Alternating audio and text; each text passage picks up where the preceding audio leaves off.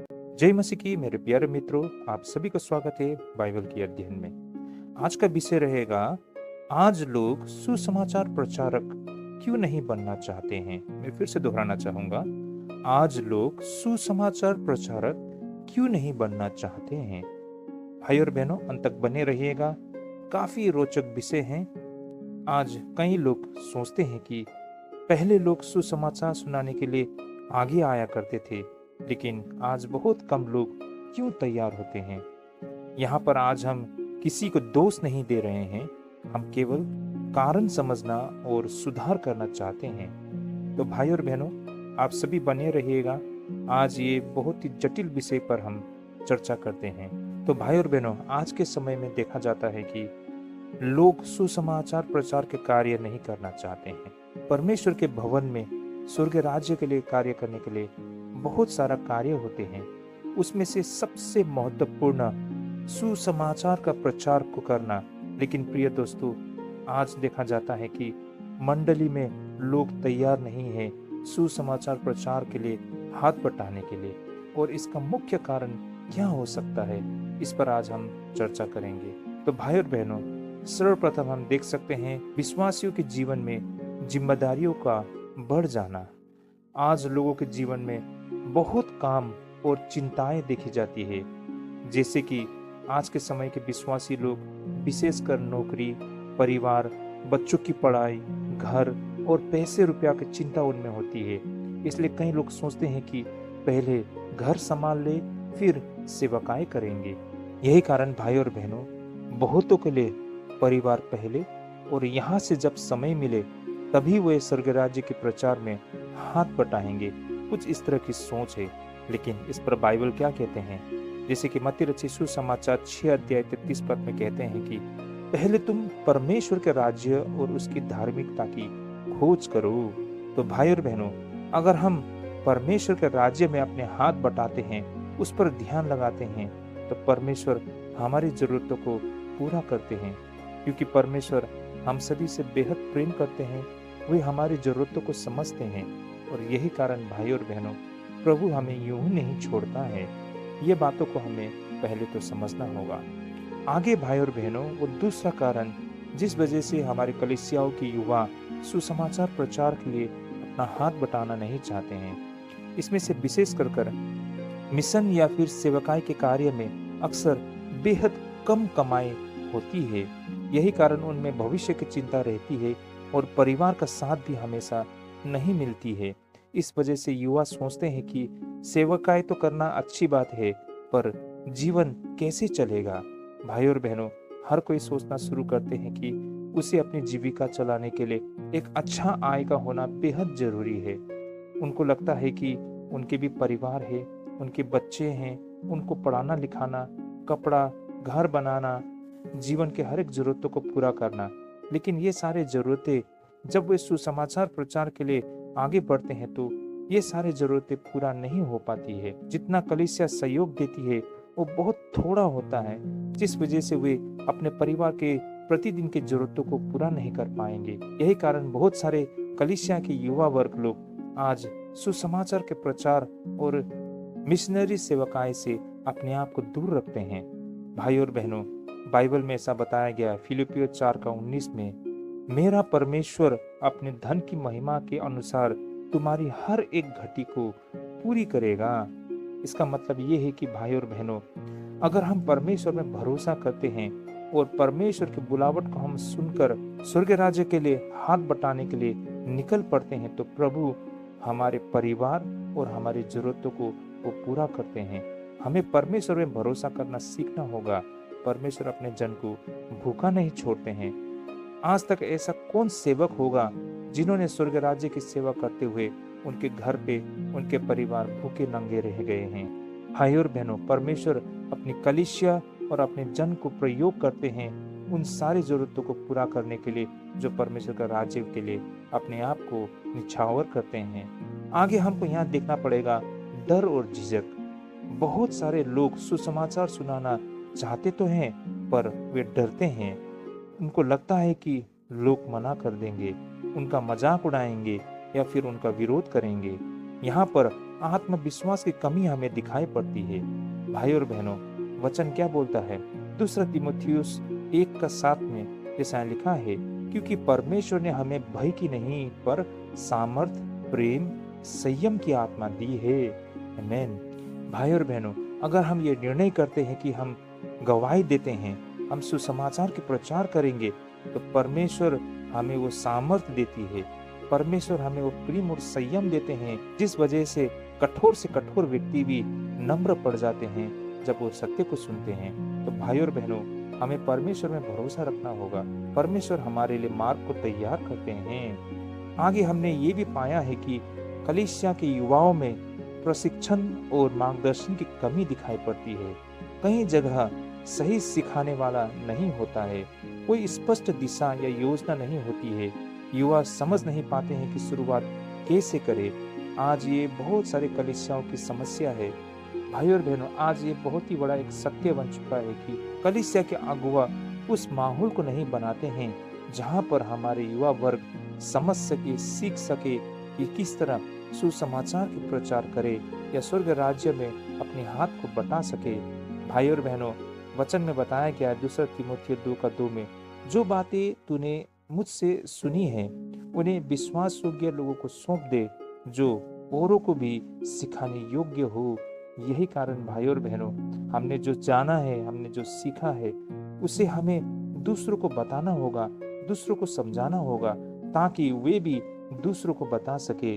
भाई और बहनों, जो हमने पाया है उसे हमें देना होगा। और उसी तरह भाई और बहनों, आज हम कलीसिया में, विशेष करके युवा वर्ग में, उस उत्साह की कमी हमको दिखाई पड़ते हैं। कभी कभी विश्वास केवल आदत बन जाता है, प्रार्थना और बाइबल पढ़ना कम हो जाता है और अंदर का जोश भी कम हो जाती है। भाई और बहन, बाइबल में इस तरह लिखा है, पहला थिस्सलुनीकियों 5:19 में, आत्मा को न बुझाओ। भाई और बहनों, हमें निरंतर कलीसिया में प्रभु के विश्वासी जन लोगों के बीच में वो उत्साह बनाए रखना है, लोगों को अपने बीच में रखना है। हमें इन सारे तथ्यों और विषय पर चर्चा करनी है ताकि लोग इस पर अपना ध्यान बनाए रखें और एक दूसरे को हौसला अफजाई करे, ताकि उनकी रुचि परमेश्वर के कार्य में बने रहे। हम वैसे जब इकट्ठा होते हैं तो संसारिक बातों को बोलकर समय वहीं पर कटा देते हैं, लेकिन भाई और बहनों, बहुत कम लोग आज हम देख पाते हैं जहाँ लोग इकट्ठा होते हैं तो स्वर्ग राज्य की प्रचार में हम क्या कर सकते हैं, हम प्रभु के सेवकाई में किस तरह हाथ बटा सकते हैं, इन सब बातों पर चर्चा होते हुए। भाई और बहनों, जिस दिन हम इन तथ्यों पर, इन सत्यों पर चर्चा करना बंद कर देंगे, तो भाई और बहनों, विश्वासियों में से वो उत्साह और वो जील को भी हम देख नहीं पाएंगे। आगे हमें ये भी समझना होगा कि बहुत समय पर सुसमाचार का प्रचार के काम को हम मात्र पास्टर की जिम्मेदारी समझते हैं। कुछ लोग सोचते हैं कि प्रचार करना तो सिर्फ पास्टर का काम है, लेकिन बाइबल सिखाती है कि हर विश्वासी गवाह है। बाइबल के वचन प्रेरितों का काम 1:8 में लिखा है, परंतु जब पवित्र आत्मा तुम पर आएगा तुम मेरे गवाह होंगे। तो भाई और बहनों, यहाँ पर ये बातें बिल्कुल स्पष्ट बताई गई है। जब पवित्र आत्मा का आगमन होते हैं हमारे जीवन में, तो भाई और बहनों, उस अनुभव को बताने के लिए हम हमेशा तत्पर रहते हैं। सुसमाचार का प्रचार क्या है? जो बातों को हमने सीखा और समझा और जो चीज को हमने अनुभव किया, उसी को गवाही देना है। यहाँ पर कोई नई बातें बोलना नहीं है। भाई और बहनों, हमने विश्वासी जीवन में क्या पाया है, किस तरह हमारा जीवन बदल गया है, इन बातों को जब हम अनुभव करते हैं, तभी भाई और बहनों, हम इन तथ्यों के लिए हम गवाही देने के लिए तैयार होते हैं। भाई और बहनों, सुसमाचार का प्रचार का मतलब ये नहीं है कि हम किसी से सुनेंगे और किसी से सीखेंगे और लोगों को बताएंगे, बल्कि सुसमाचार का प्रचार तो एक गवाही है जो आपने खुद अपने जीवन में अनुभव किया है। भाई और बहनों, जब पवित्र आत्मा कार्य हमारे जीवन में होते हैं तो हम प्रभु की उपस्थिति को अपने जीवन में महसूस करते हैं। हम ऐसे बहुत अद्भुत बातों को हमारे जीवन में होते हुए देख पाते हैं। उन्हीं बातों को हमें गवाही देना होता है और यही वास्तव में सुसमाचार का प्रचार होता है। तो भाई और बहनों, आज हम ये सारे समस्याओं को कलीसिया में देख पाते हैं, जिस वजह से कलीसिया के युवा वर्ग सुसमाचार प्रचारक बनने के लिए तैयार नहीं होते हैं। तो इसका समाधान क्या हो सकता है? इसका समाधान ये हो सकता है कि चर्च और अगुवा के लिए युवाओं को प्रशिक्षण देना और छोटे छोटे अवसर देना, बेहद जरूरी है।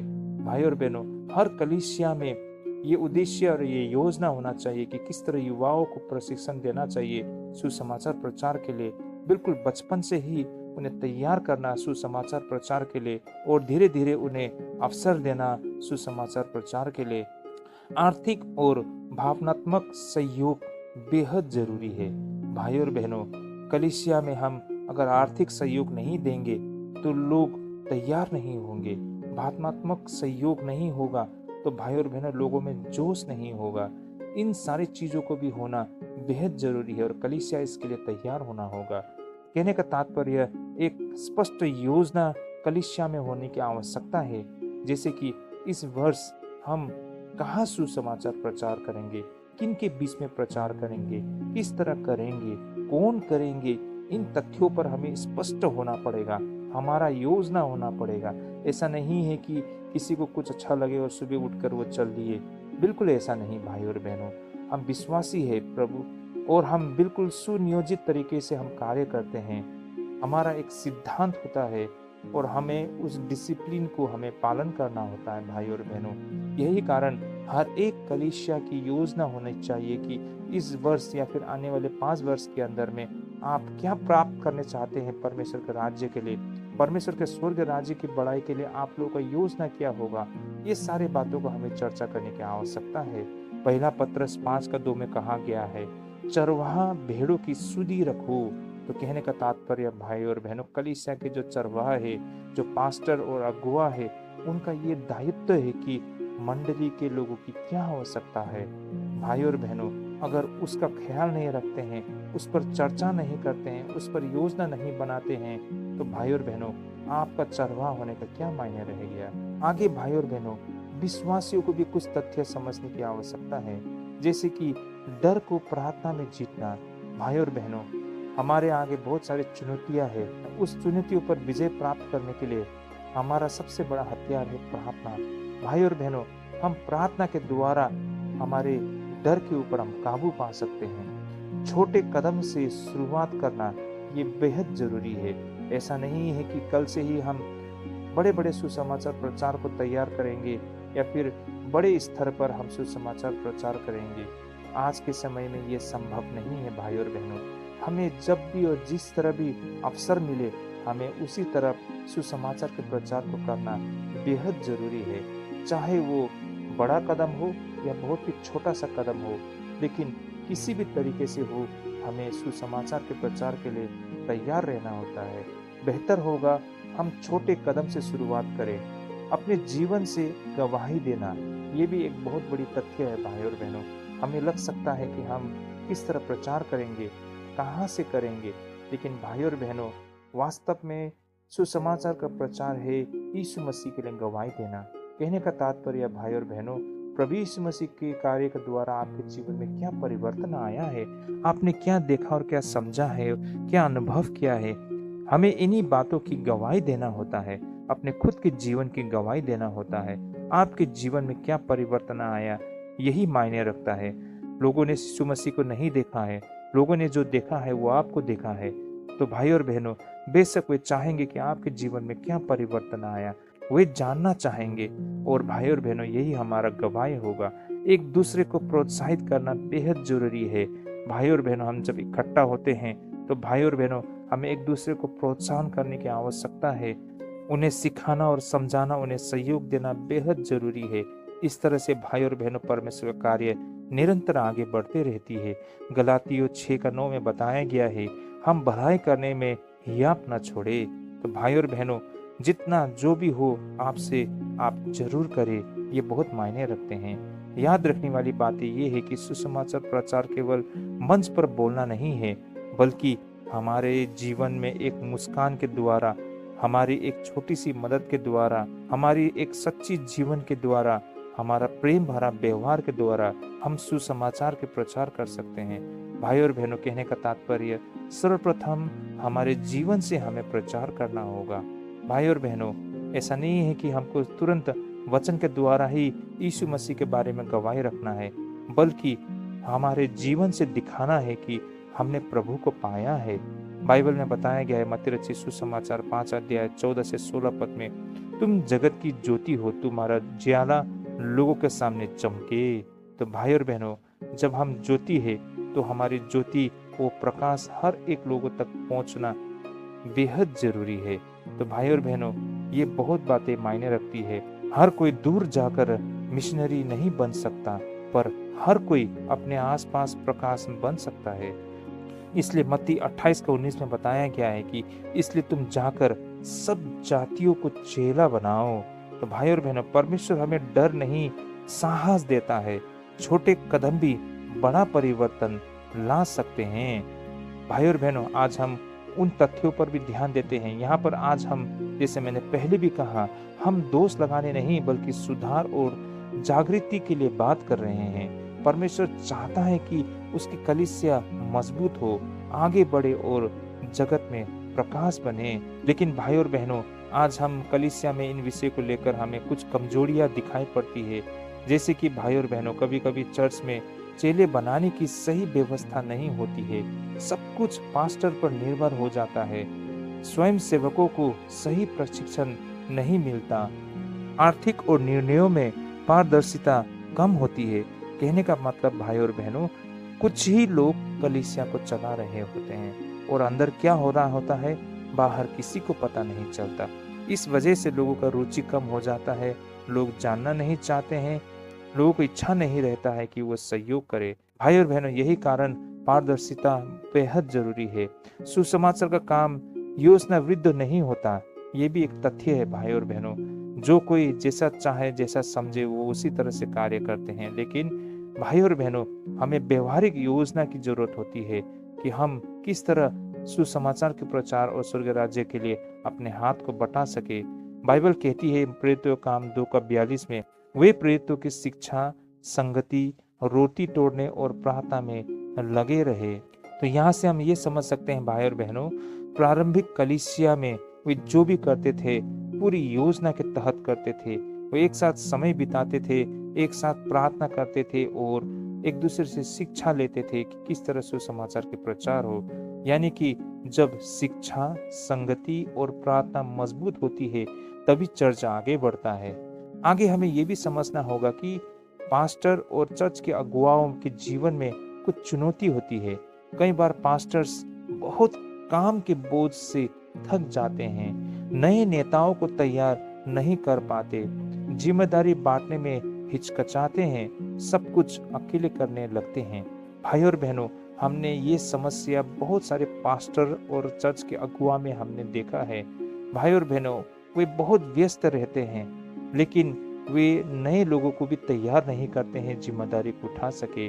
भाई और बहनों, वे जिम्मेदारी को बांटने में हिचकिचाते हैं। वे दूसरों के साथ कलीसिया की जिम्मेदारी को बांटना नहीं चाहते हैं, लोगों को वो दायित्व नहीं देते हैं, सब कुछ अपने अधीन रखना चाहते हैं। और यही कारण वे सब कुछ अकेले करते हैं, जहाँ पर किसी को सहयोग करने का, हाथ बटाने का अवसर नहीं मिलता है। पर बाइबल सिखाती है चरवाहा भेड़ों की सुधि रखे, पहला पतरस 5:2 में। जिसे यही कारण भाई और बहनों, एक कलीसिया के पास्टर्स को और अगुवा को मंडली की हर एक जरूरत को समझना बेहद जरूरी है। मंडली आज क्यों आगे नहीं बढ़ रहा है? मंडली आज भीषण नींद में क्यों पड़ा हुआ है? मंडली में वो जोश और उत्साह क्यों नहीं है? पारदर्शिता क्यों नहीं है? वो इच्छा शक्ति क्यों नहीं है? सुसमाचार का प्रचार क्यों नहीं हो रहा है? आज पास्टर्स और अगुवा को इस पर चर्चा करना होगा। उन्हें खुद को आत्म परीक्षण करके देखना होगा कि उनसे कहां पर घटी कमी हो रहा है। भाई और बहनों, ये अत्यंत जरूरी विषय है जो हर एक पास्टर्स को अपने आप को आत्म परीक्षण करने की आवश्यकता है। पास्टर को एक अकेला योद्धा नहीं बल्कि टीम लीडर बनना चाहिए। इन तथ्यों को हमें समझना होगा। पास्टर खुद अकेले करेंगे और एक महान योद्धा बनेंगे, ये सोचना बिल्कुल गलत है। बल्कि पास्टर की जिम्मेदारी तो लोगों के समूह को तैयार करना है, ऐसे समूह जो भाई और बहनों पूरे मंडली को साथ में लेकर चल सके, स्वर्ग राज्य में अपना हाथ बटा सके। उसे अपने कलीसिया में एक मजबूत टीम बनाना होता है। आगे हम यहाँ पर समस्या विश्वासियों में भी हमें दिखाई पड़ते हैं। कभी हम सदस्य भी केवल सुनने आते हैं, चर्च में सेवा नहीं करते हैं, सुसमाचार बोलने से डरते हैं, प्रार्थना और बाइबल पढ़ना हम कम कर देते हैं, एक दूसरे से जुड़े नहीं रहते हैं। लेकिन प्रभु यीशु मसीह ने कहा था, तुम जगत की ज्योति हो, मत्ती 5:14 में। तो भाई और बहनों, यहाँ पर आम सदस्यों का भी कुछ दायित्व और जिम्मेदारी है। हर विश्वासी एक प्रकाश है, केवल पास्टर नहीं। ये तथ्य को हमें समझना होगा। परमेश्वर ने हमें प्रकाश होने के लिए बुलाया है, ना कि मात्र पास्टर्स और चर्च के अगुवा को। तो इससे क्या साबित होता है कि हम में से प्रत्येक की दायित्व और कर्तव्य है जिसे हमें पूरा करना होता है। अब समाधान क्या है? यहाँ पर हमें चेला बनाना बेहद जरूरी है। हमें ऐसा सिस्टम बनाना है जहाँ लोग जुड़े, बढ़े, सेवा करे और औरों को लाए। भाई और बहनों, दूसरा तीमुथियुस 2:2 में बताया गया है, जो तूने मुझसे सुना विश्वास योग्य लोगों को सौंप दे, ऐसा बताया गया है। नए नेताओं को तैयार करना ये बेहद जरूरी है। हर युवा और विश्वासी में क्षमता है, उन्हें अवसर, प्रशिक्षण और मार्गदर्शन देना होता है। बाइबल में ऐसा बताया गया इफिसियों 4:12 में, पवित्र लोगों को सेवा के काम के लिए तैयार करो। तो यहाँ से बिल्कुल स्पष्ट होता है कि सारी चीजों को अपने अधीन रखना नहीं, बल्कि लोगों को स्वर्ग राज्य के लिए तैयार करना है। ये बेहद जरूरी है। जिम्मेदारियों को हमें बांटना, पास्टर अकेले सब नहीं कर सकते हैं। चर्च एक शरीर है, हर अंग का अपना काम होता है। इन तथ्यों को हमें समझना होगा। डर को छोड़कर सुसमाचार को बोलना, हमें याद रखना है, परमेश्वर ने हमें भय की नहीं, सामर्थ की आत्मा दी है, जैसे कि हम दूसरा तीमुथियुस 1:7 में पाते हैं। छोटे कदम से शुरुआत करें, एक मित्र को बुलाए और एक गवाही साझा करे। भाई और बहनों, हमें सुसमाचार प्रचार करने के लिए बहुत दूर जाने की आवश्यकता नहीं है। हमारे आसपास बहुत सारे परिवार में अन्य विश्वासी लोग होते हैं, हमारे दोस्त होते हैं जो अन्य विश्वासी होते हैं। उन्हें हमें कोई नया चीज बताना है ऐसा नहीं है, बल्कि विश्वासी जीवन के वजह से हमारे जीवन में हमने क्या अनुभव किया है, क्या पाया है, क्या परिवर्तन देखा है, इन तथ्यों को, इन सत्यों को हम अपने रिश्तेदार, अपने दोस्तों के साथ बिल्कुल सलीके से और तरीके से हमें बताना होता है। अगर वे सचमुच परमेश्वर का भेड़ हैं तो उन वचनों को वो सुनेंगे और समझेंगे और प्रभु का स्मरण करेंगे। लेकिन अगर वो परमेश्वर का भेड़ नहीं है तो वह तुरंत परमेश्वर की आज्ञा को नकार देंगे। तो भाई और बहनों, यहाँ से साबित होता है कि कौन परमेश्वर का भेड़ है, कौन नहीं। हमारा काम है लोगों को बताना। सुनते हैं और प्रभु को पीछे वो पढ़ते हैं, वो उनका दायित्व बनता है। भाई और बहनों, जब हम छोटे समूह में मिलते हैं तो एक दूसरे का बोझ भी हम बांट सकते हैं। ये अत्यंत जरूरी है। आज बड़े से बड़े मंडली में सदस्य तो बहुत होते हैं, लेकिन कोई किसी को समझ और किसी के पास किसी के लिए समय नहीं होते हैं। यही कारण कलीसिया में योजनाबद्ध कलीसिया को अलग अलग भागों में बांट दिया जाए, ताकि छोटे समूह में वो एक दूसरे का ख्याल रख सके, एक दूसरे का हौसला अफजाई कर सके और स्वर्ग राज्य की बढ़ाई में अपना हाथ किस तरह बटाना है वो एक दूसरे से समझ सके और दायित्व उठा सके। इसलिए छोटे समूह होने पर वो बिल्कुल व्यवहारिक होते हैं। बाइबल में लिखा है गलातियों 6:2 में, एक दूसरे के भार उठाओ। भाई और बहनों, हमें एक दूसरे का भार उठाने की बेहद जरूरी है और इसके लिए हमारे बीच में एकता की जरूरत है, हमें एक साथ आने की जरूरत है। तो भाई और बहनों, जब हम कलीसिया में छोटे छोटे समूह बनाते हैं तभी ये बातें संभव हो पाती है। तो भाई और बहनों, चर्च एक इमारत नहीं बल्कि हम और आप है। अगर हम बदलेंगे तो चर्च बदलेगा, अगर चर्च बदलेगा तो समाज बदलेगा।